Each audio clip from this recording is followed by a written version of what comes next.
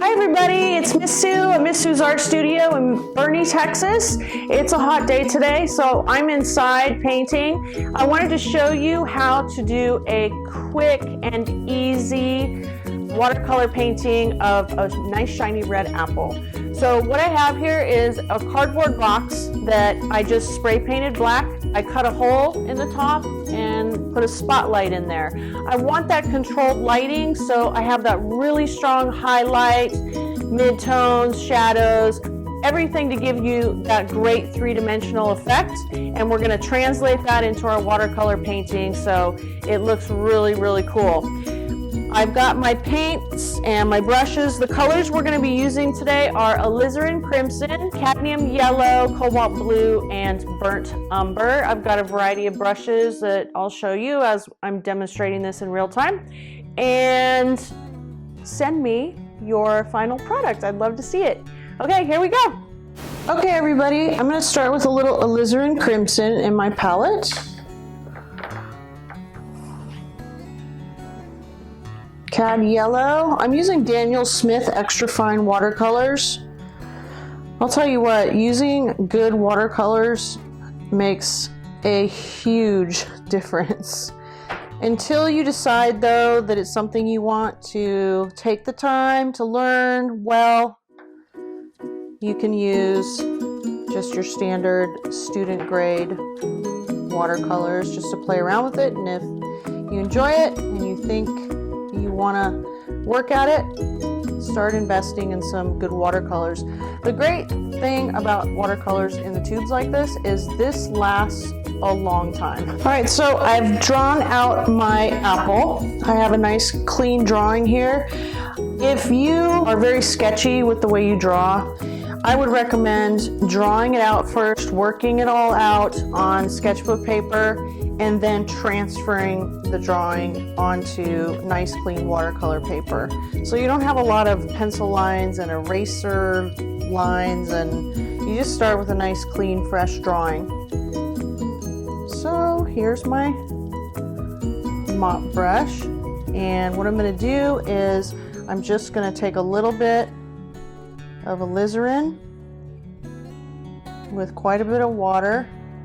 The first layer I want to be really, really light. With watercolor, you want to start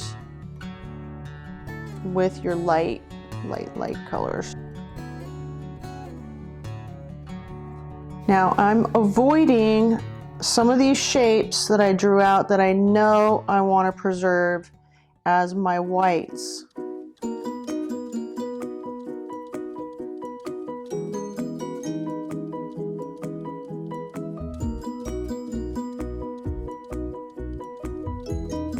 See, I just kind of have this soft pinky color.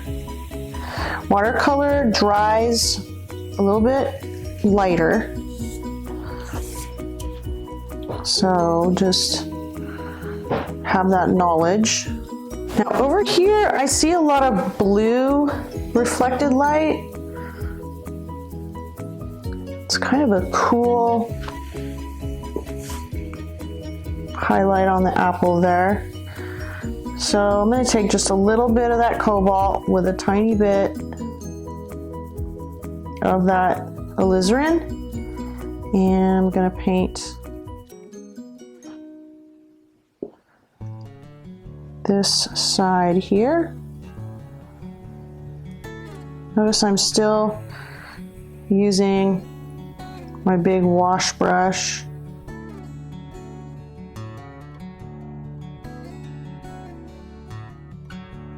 And over here on this side of the apple, I have a lot of blue as well.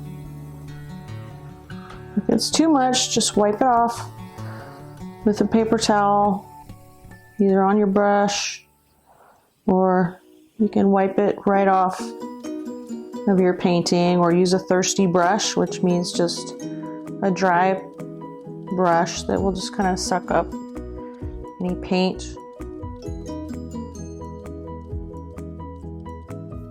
You can see I got a little bit of a cauliflower effect right here, that ruffled effect, which is just a little too much water. Everything is drying so fast today because very hot, very low humidity, even inside the studio. But I can just kind of paint that out. Okay, now we're going to move to a smaller brush. Got my washes in. So this is just a number 12 round brush. It's not an expensive one. So I just created a really deep red by adding a little bit of the burnt umber and a little bit, I mean just a tiny bit of umber and cobalt blue.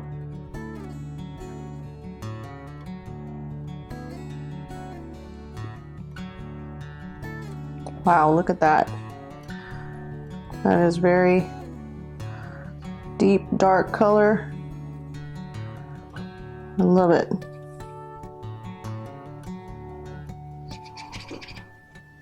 So when I drew this apple, I made sure that I sort of mapped out where these highlights and shadows started and finished. I don't have really dark pencil lines, but very light.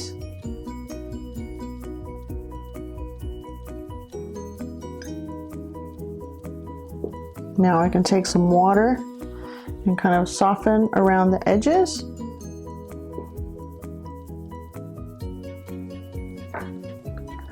We need some red up here, just pure red.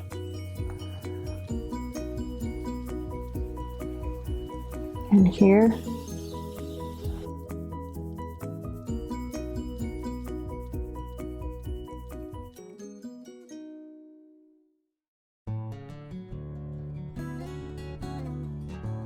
Over here I have reflected light, so I'm going to preserve that area so it stays light.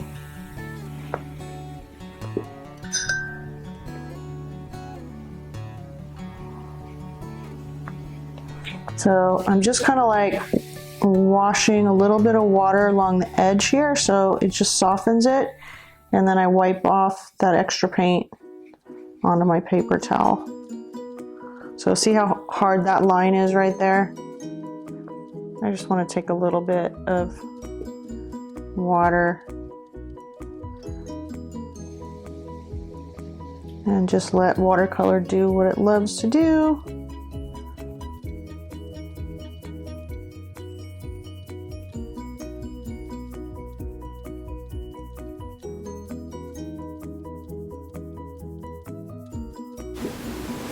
Got a little bit of that darker red right here. There's kind of a little bump that we're seeing from the back of the apple.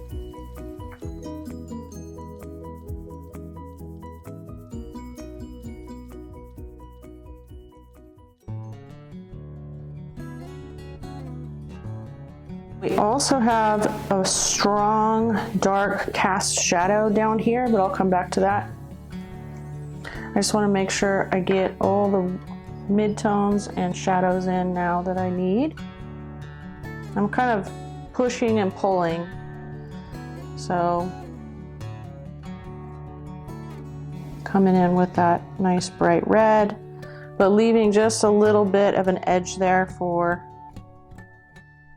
that blue light.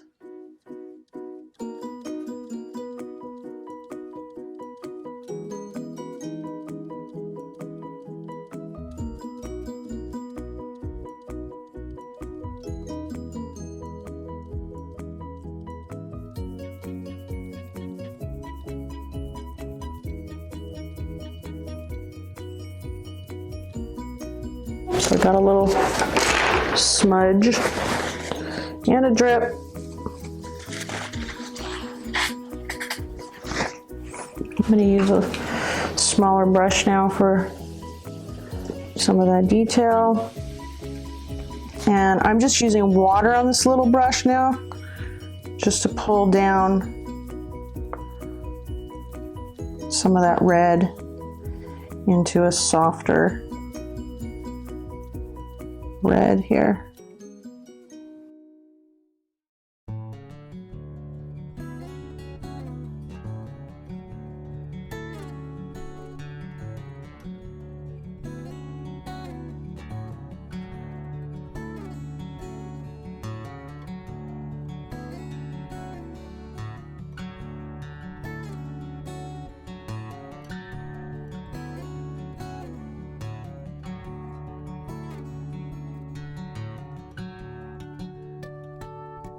I still could go a lot darker here, so I'm gonna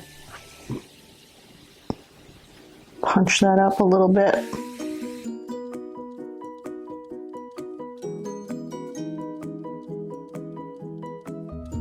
It's kind of a triangular shape here. Wherever you put those shadows and highlights is going to cause the eye to read where contours are. And when you're working with an organic shape like this apple, they could be kind of anywhere. I mean, we know this is a round shape, but it's not exactly spherical.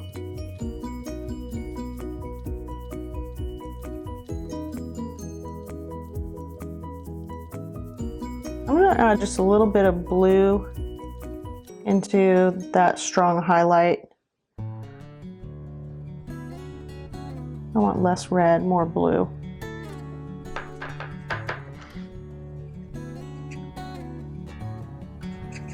There we go.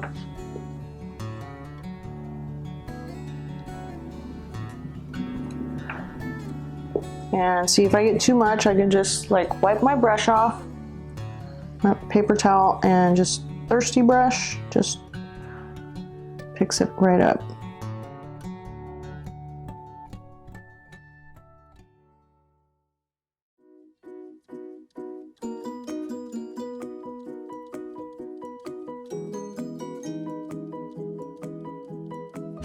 Okay, now I want to add a little bit of yellow, just a tad. And I didn't completely rinse my brush, so it's not a pure yellow here, which is better. So I'm just gonna add a little spot of yellow here, and also on my stem. And then we've got a little burnt umber on the stem. Just gonna kind of leaving a little bit of a highlight on this right side of even the stem is gonna pick up a highlight.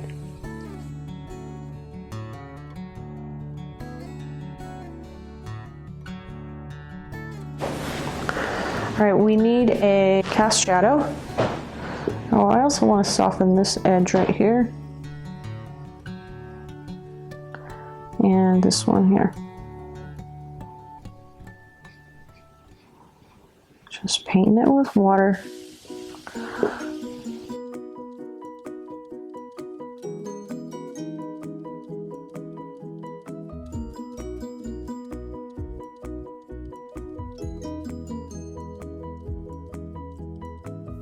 All right, so now we just need a cast shadow down here, and we need a really dark color for that spot that's just right under the apple. And I'm gonna make a mixture here of the colors that I have: burnt umber, cobalt blue, and maybe a tiny bit of red. So I'm gonna get almost like a violet gray color, which I like. And that's just gonna go right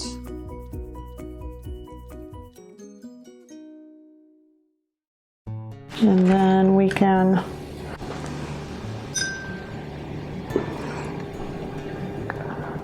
so I'm gonna put, well, I'm gonna paint a little bit of water just around that edge there. I think we could go darker.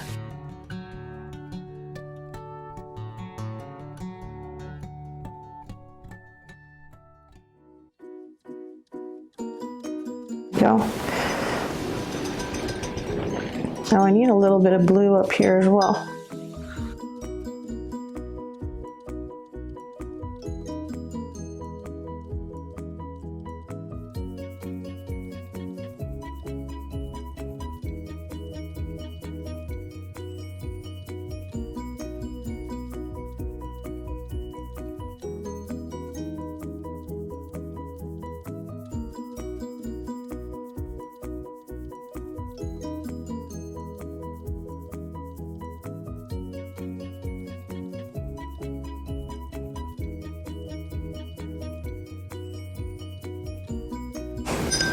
And then I'm gonna do just a really soft shadow with the blue, a lot of water, very little bit of paint, and I'm just gonna extend this cast shadow out.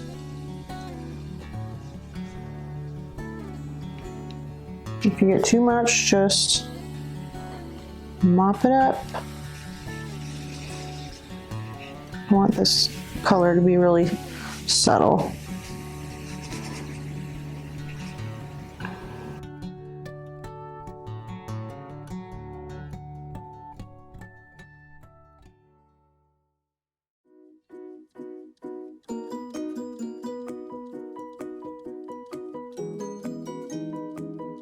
Now, there's one last little detail if you want to, if you're a very detailed person. There's little speckles on the apple. So you can take a little white. These speckles aren't exactly pure white. So I'm gonna mix that with a little bit of yellow. Now, around each of the speckles, if you observe closely, you will notice that the pigment around those little speckles is faded out. So I'm just gonna kind of pick up some color like that in a couple of spots.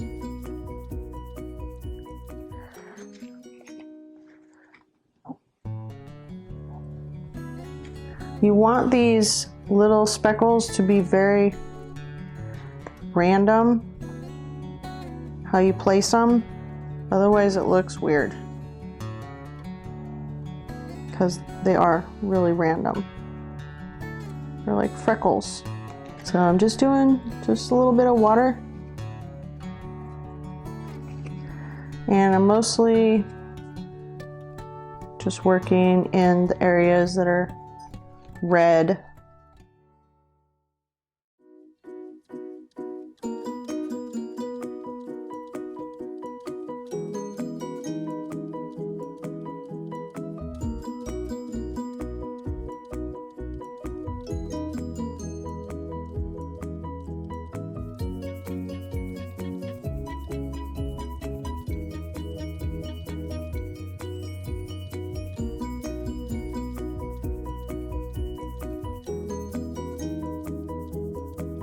Okay, now I'm going to just take a little bit of that white and yellow.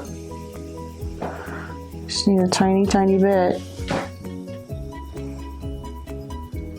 And I'm using a really tiny round brush.